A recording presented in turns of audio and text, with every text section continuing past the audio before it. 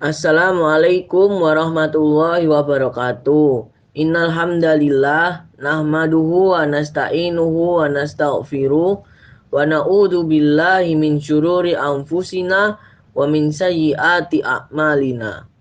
May yahdihillahu fala mudhillalah wa may yudlilhu fala hadiyalah. Wa asyhadu an la ilaha illallah wahdahu la syarikalah. Wa asyhadu anna Muhammadan abduhu wa rasuluh. Bersyukurlah pada Allah karena pada kesempatan ini Anda dapat menonton video ini dengan penuh ketenangan dan keamanan. Bersyukurlah kepada Allah Subhanahu wa Ta'ala karena saat Anda menonton video ini tidak ada gempuran misil dan roket yang dikhawatirkan. Subhanallah, betapa banyak nikmat Allah yang harus kita pertanggungjawabkan kelak di hari kiamat. Pada Al-Quran surat At-Takasur, surat ke-102 ayat 8, yang artinya, sungguh pada hari kiamat kalian akan ditanyai tentang semua nikmat yang telah kalian terima di dunia. Anda pasti telah paham bahwa itulah situasi dan kondisi yang dialami oleh saudara-saudara kita, atau katakanlah keluarga kita, kaum muslimin di bumi Palestina, di tanah Masjidil Aqsa. Alangkah baiknya tatkala menyaksikan berbagai kejadian tersebut, selain mengambil langkah nyata yang sejalan dengan tuntunan agama, kita juga berusaha melakukan berbagai renungan dan mengambil ibroh, juga pelajaran dari kejadian-kejadian itu. Renungan pertama, peristiwa tersebut semakin menyadarkan kita akan besarnya permusuhan orang-orang Yahudi terhadap kaum muslimin. Allah berfirman pada Al-Quran surat Al-Baqarah surat kedua ayat 120, yang artinya orang-orang Yahudi dan Nasrani tidak akan rela kepadamu Muhammad sebelum engkau mengikuti agama mereka. Renungan kedua, musibah yang menimpa kita merupakan hasil dari perbuatan kita sendiri. Banyak dalil syar'i yang menegaskan hal ini. Antara lain, firman Allah Subhanahu wa Ta'ala Al-Quran surat An-Nisa surat keempat ayat 79, yang artinya kebajikan apapun yang kamu peroleh adalah dari Allah, dan keburukan apapun yang menimpamu itu dari kesalahan dirimu sendiri. Maka tatkala musibah datang silih berganti dan tidak henti-hentinya menimpa kaum muslimin, sikap yang tepat adalah berintrospeksi dan mawas diri. Dosa apa yang telah kita perbuat? Kewajiban apa yang telah kita lakukan? Lalu kita berusaha untuk memperbaiki kekurangan-kekurangan tersebut, sehingga lambat laun kondisi kita semakin membaik.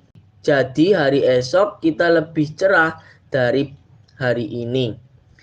Renungan ketiga, solusi terbaik untuk mengakhiri berbagai musibah tersebut adalah dengan kembali kepada ajaran Islam yang benar. Kembali kepada ajaran Islam yang pertama kali adalah dengan menegakkan tauhid yang murni dan lurus, serta membersihkan segala bentuk kesyirikan. Dengan itulah insya Allah kejayaan umat Islam akan kembali kita capai. Sebagaimana ditegaskan Allah Subhanahu wa Ta'ala di dalam firman-Nya, yang artinya di dalam Al-Quran surat An-Nur surat ke-24 ayat 55, yang artinya Allah telah berjanji kepada orang-orang yang beriman di antara kalian dan mengamalkan amal salih, bahwa Dia sungguh-sungguh akan menjadikan mereka berkuasa di muka bumi, sebagaimana Dia telah menjadikan orang-orang yang sebelum mereka berkuasa. Dan sungguh Dia akan meneguhkan bagi mereka agama yang telah diridhoinya, dan Dia benar-benar akan menukar keadaan mereka sesudah berada dalam ketakutan menjadi aman sentosa. Mereka tetap beribadah kepadaku dengan tidak mempersekutukan sesuatu apapun denganku. Ayat tersebut amat sangat jelas dalam menerangkan jalan apakah yang seharusnya dititi kaum muslimin agar bisa mencapai kejayaannya. Seluruh janji Allah di atas, mulai dari kekuasaan di muka bumi, kekokohan dan kejayaan agama, sampai ketentraman negara, tidak akan dapat dicapai kecuali dengan memenuhi syarat-syarat tersebut yang di akhir ayat tadi, yaitu menegakkan tauhid, hanya beribadah kepada Allah Ta'ala, dan meninggalkan syirik. Bagaimana mungkin agama ini akan jaya jika masih banyak orang yang kemerdekaan berpikirnya telah terbunuh, sehingga diperbudak oleh barang-barang yang tak berakal, seperti batu, pepohonan, kuburan, dan lain sebagainya.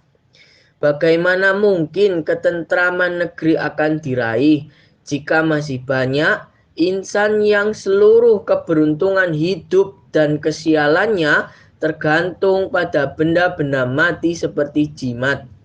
Bagaimana mungkin kaum muslimin ini akan menggapai kemuliaannya apabila masjid-masjid mereka hanya unggul kemegahan fisiknya, namun kosong melompong jamaahnya? Jadi kesimpulannya, yang pertama itu adalah permusuhan Yahudi terhadap muslimin itu nyata.